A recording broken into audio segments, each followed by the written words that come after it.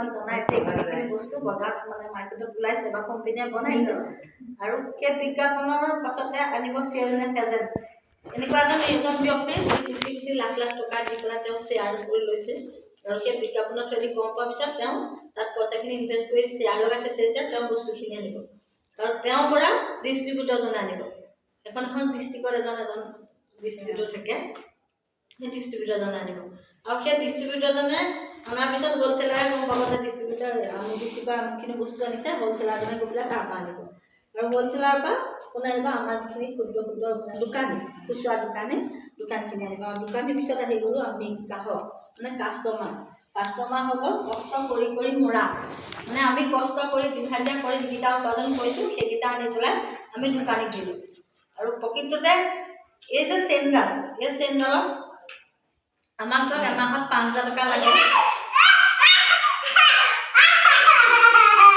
এখন ঘৰ চলিবলৈ 5,000 টকা লাগে কিন্তু এই 5,000 টকাটো এই 5জন ব্যক্তিৰ মাজত থাকে তেওঁলোকে কিবা এটা নেপালে ইজনৰ পৰা সিজনলৈ নাহে হয় নাই সেই নহয় এই 5জনৰ মাজত যিখিনি পইচা ভাগ বতৰা হ'ল কিন্তু তলিত আছিলে প্ৰথম মানে 2500হে আছিলে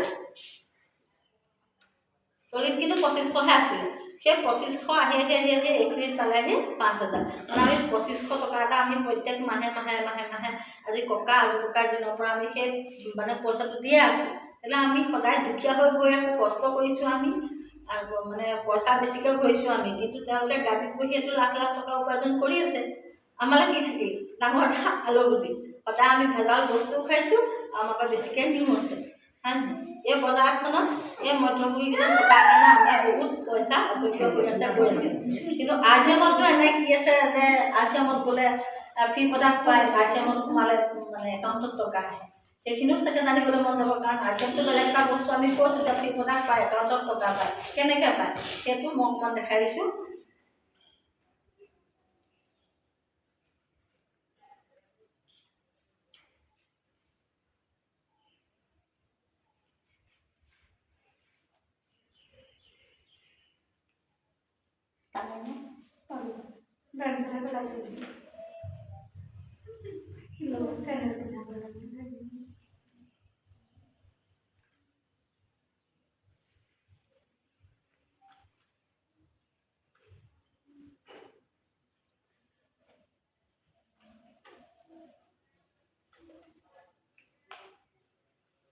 RCM হ'ল ৰাইট কনচেপ্ট মাৰ্কেট শুদ্ধ পদ্ধতিৰ বজাৰ ৰিয়েল কেৰিয়াৰ মেকাৰ অন্ন বস্ত্ৰ বাসস্থান ৰুটি কাপৰা মাকান এই 4টা ভাগত RCMটো বিভক্ত কৰা হৈছে কিন্তু RCMৰো কোম্পানী আছে কোম্পানী নহ'লে কোনো বস্তু বনাব নোৱাৰে কোম্পানীৰ থ্ৰুৱেদিহে বনাব পাৰে কিন্তু কোম্পানীয়ে কি কৰিছে আমাক এটা PUC দিছে মানে ডাঙৰ এখন আমাক দোকান দিছে সেই দোকানখনত আমি গৈ নিজৰ ID কেইটা লগাই পেলাই আমাক মালিক হিচাপে বস্তুখিনি দিছে কিন্তু আমি চিধাই দোকানৰ তলতে আমি আছোঁ কিন্তু এই 5জন মানুহৰ তলত নাই আমি কিন্তু কোম্পানীয়ে বস্তুখিনি এটা জেগা দিছে PUC দিছে সেই PUCত আমি নিজৰ IDটো লগাই পেলাই আমি এটা মানে কি ক'ব লাগিব আমি দোকানীও নহয় হ'লচেলাৰো নহয় আমি একদম মানে বিজ্ঞাপনৰ নিচিনাকৈ আমি কাম কৰি দিওঁ এই PUC পাছতে আমি তাৰমানে আমি 1 নম্বৰতে আছোঁ আমি মালিকো হয় বেপাৰীও হয় বিজ্ঞাপনো হয় চব আমিয়ে হয় তাৰমানে আৰু ID লগোৱাৰ পিছত আমাৰ কিছুমান সুবিধা আছে সেই সুবিধাখিনি হৈছে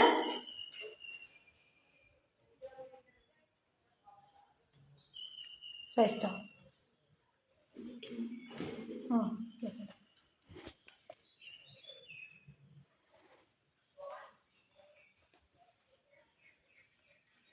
ডিসকাউন্ট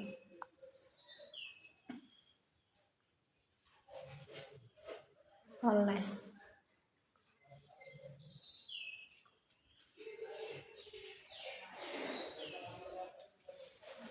%2 about 20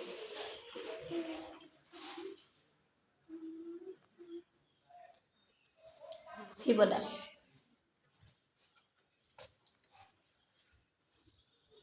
bonus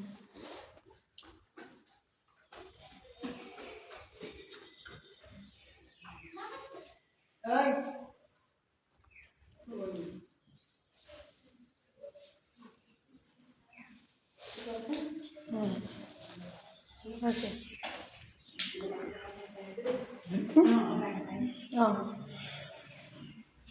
এতিয়া প্ৰথমতে আমি কি পালোঁ 50% ৰেহাই মানে আইডিটো লগোৱাৰ পিছতে আমি এই মধ্যভোগী যিকেইজনে যিখিনি টকা আমাৰ খাই আছিলে সেই প্ৰথম পইচাটো কিন্তু আমি এইখিনিতে পাইছোঁ 50% ৰেহাইত আমি পালোঁ। আৰু দ্বিতীয়তে হ'ল স্বাস্থ্য ৰক্ষা। স্বাস্থ্য ৰক্ষা হ'ল আমাৰ RCM এটা মহৎ কাম কৰিছে, 3টা লক্ষ্য লৈ পেলাই কাম কৰিছে। স্বাস্থ্য ৰক্ষা, আত্মনিৰ্ভৰশীলতা, 10 মিনিট শুনি যাওক।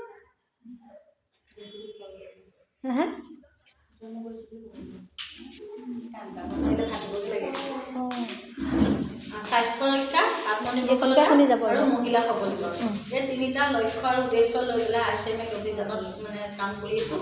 আৰু সেইটো কাৰণে স্বাস্থ্যৰ ৰক্ষা হৈছে কি আমাৰ ইয়াৰ বস্তুখিনি কেমিকেল মুক্ত। আৰু ইয়াত আমাৰ RCMত 4বাৰকৈ ৰিচাৰ্জ কৰি পেলাই আমাক বস্তুখিনি আমালৈ এৰিছে। প্ৰত্যেকটো বস্তুৱে 4বাৰকৈ ৰিচাৰ্জ কৰা হয়। তাৰপিছতে আহিলে ডিছকাউণ্ট হ'ল আমাৰ ধৰক 100 টকা বস্তুটো আমি 70 টকাত পাইছোঁ, 50 টকীয়া বস্তুটো আমি 30 টকাত পাইছোঁ, 10 টকীয়া বস্তুটো আমি ধৰক 9 টকাত পাইছোঁ। কিন্তু আমাক এইবিলাক দোকানে জানো আজিলৈকে দিছে? 10 টকীয়া বস্তুটো আমাৰ 10 টকাই লৈছে। 100 টকীয়া যিটো MRP লিখা আছে 100 টকাই ল'ব আমাৰ পৰা, 70 টকাত নলয়। কিন্তু সেইখিনিও আমি RCMত পাওঁ ডিছকাউণ্ট। তাৰপৰা অনলাইন বিল হ'ল আপুনি ধৰক আজি বজাৰ কৰিবলৈ গৈছে, কাৰোবাৰ হাতত টকা 500 দি পঠিয়াইছে যে এইকেইটা বস্তু মোলৈ লৈ আহিবি। কিন্তু সেই বস্তুকেইটা আপুনি নাজানে তাত 490 টকাই হ'ল নে 510 টকাই হ'ল। কিন্তু আমাৰ ইয়াত গম পায় কেনেকৈ? 500 টকা বস্তুটো আপুনি কিন্তু সেই মানুহগৰাকী আহি ঘৰ পোৱাৰ আগত আপোনালৈ এখন অনলাইন বিল আহিব। আপোনাৰ যিহেতুকে মোবাইল নাম্বাৰ দি দিব, ID লগাওঁতেনে মোবাইল নম্বৰ থৈ দিলে আপোনাৰ হোৱাটছএপত বিলখন আহিব। আপুনি যদি কয় যে তেওঁ যদি কয় যে তোমাৰ বজাৰত 510 টকা হ'ল, নহয় মোলৈ কিন্তু 500 টকা বিল আহিলে, সেইটো কোনো ফাঁকি ফুকাই ইয়াত কৰিব নোৱাৰে, 2 নম্বৰ ইয়াত কৰিব নোৱাৰে। তাৰপিছতে হ'ল 2%ৰ পৰা 22% আমি ধৰক বেংকত পাওঁ। তেনেকৈ পাওঁ আমাৰ এটা চিষ্টেমত কাম কৰিলে কিন্তু 2%ৰ পৰা 22%লৈকে আমাৰ বেংকত মানে কাম হয়। যেতিয়া 22% আমাৰ হয়গৈ তেতিয়া কিন্তু 25,000 টকা আমাৰ একাউণ্টত সোমায়। কিন্তু পৰ্যায়ক্ৰমে আহিব, আজি সোমালে কাইলৈকে নাহে, পৰ্যায়ক্ৰমে আহিব। আৰু ফ্ৰী প্ৰডাক্ট আপোনাৰ যদি 6 মাহ কণ্টিনিউ 500, আমাৰ ইয়াত যিটো PV হয় প্ৰডাক্টৰ যিটো ভেলু সেইটোৰ ওপৰত আমাক মানে কমিশ্যন দিয়ে। কিন্তু সেই PVটো আমাৰ 6 মাহ যদি কণ্টিনিউ আমি কৰি যাওঁ, প্ৰত্যেক মাহে যদি আমি কৰি গৈ থাকোঁ, 6 মাহৰ মূৰত আমাক ফ্ৰী প্ৰডাক্ট দিয়ে। সেই পইচাটোৰ অনুপাতত আমাক ফ্ৰী প্ৰডাক্ট দিয়ে। আপুনি যিমান বছৰ RCMত কাম কৰিব সিমান বছৰে ফ্ৰী প্ৰডাক্ট পাব। তাৰপিছতে হৈ গ'ল বোনাছ ধৰক কোনে পায়? ডাঙৰ যিখিনি চেণ্ট্ৰেলৰ চাকৰি সেইখিনিত বোনাছ পাইছেগৈ। আমি নাজানো বাৰু, কাৰণ ইমান ডাঙৰ মানুহ নহয় বোনাছ পোৱাকৈ, কিন্তু বোনাছটো আমাৰ ইয়াত আছে। বিজনেছ গ্ৰ'থৰ ওপৰত আমাৰ পিন আছে, পিনৰ ওপৰত আমি কাম কৰিলে বোনাছো পাওঁ। আৰু 8 নম্বৰতে হৈ গ'ল ৰয়েলিটি। ৰয়েলিটিটো চবেই নাজানে। ৰয়েলিটি হ'ল ৰয়েল পাৰ্চন ইনকম। আমাৰ 7 জন্মলৈকে 7 জেনেৰেশ্যনলৈকে আমাৰ এটা ইনকম আমি দি থৈ যাব পাৰোঁ RCMৰ মাধ্যমেৰে। বাকী বলাই বাইদেউ আছে, ছাৰ আপোনালোকক বুজাই দিব। মোৰ সীমিত জ্ঞানেৰে মই যিমানকণ পাৰিছোঁ। আৰু এই ৰয়েলিটি পাই কোনে ধৰক লিখক, গায়ক, বৈজ্ঞানিক। কিন্তু আমি লিখকো নহয়, গায়কো নহয়, বৈজ্ঞানিকো নহয়, একো কৰিব নাজানো। মাত্ৰ আমি কিবা এটা কথাহে পাতিব পাৰোঁ। কথাৰ মাধ্যমেৰে যদি আমি ৰয়েলিটি ইনকম ল'ব পাৰোঁ, তাতকৈ বেলেগ কিবা আছে জানো? গান গাবতো নাজানো, আৱিষ্কাৰো কৰিব নাজানো বা লিখিবও নাজানো, কিন্তু আমি এনেকৈ সমাজকে যদি কথা পাতি ৰয়েলিটি এটা ইনকম ল'ব পাৰোঁ, তাতকৈতো মহান কাম একো নাই। খালি কৰিব লাগিব। যিকোনো এটা কাম কৰিলেহে, অকণমান কষ্ট কৰিলেহে আমি 2 টকা 4 টকা চুবলৈ পাওঁ। RCMৰ যোগেদি ৰয়েলিটি ইনকম আমি অকণমান কষ্ট কৰিব লাগিব, তেতিয়াহে আমি এই ৰয়েলিটি ইনকম আমি ল'বলৈ সক্ষম হ'ব পাৰোঁ। কিন্তু বজাৰখন, এইখন বজাৰ যদি আমি এই বজাৰখনত কৰোঁ, নিশ্চয় চাগে আমি উপকৃত হ'ম। কাৰণ অতদিনে আমি খাই একো পোৱা নাই। নিজৰ স্বাস্থ্যও চাগে কেতিয়াবা হানি হৈছে, কাৰণ বাহিৰা বজাৰখনত যিখিনি ভেজালটো আমি নাজানো। কিন্তু আমাৰ ইয়াত প্ৰত্যেকটো বস্তুৱে ৰিচাৰ্জ কৰা হয় আৰু কোনো ফটা ফুটা নাপায়, কোনো বিলাক খোলা নহয় যে আধা কেজি দিয়া কোনো বস্তু নাই, আমাৰ চব পেকেজিঙত আহে।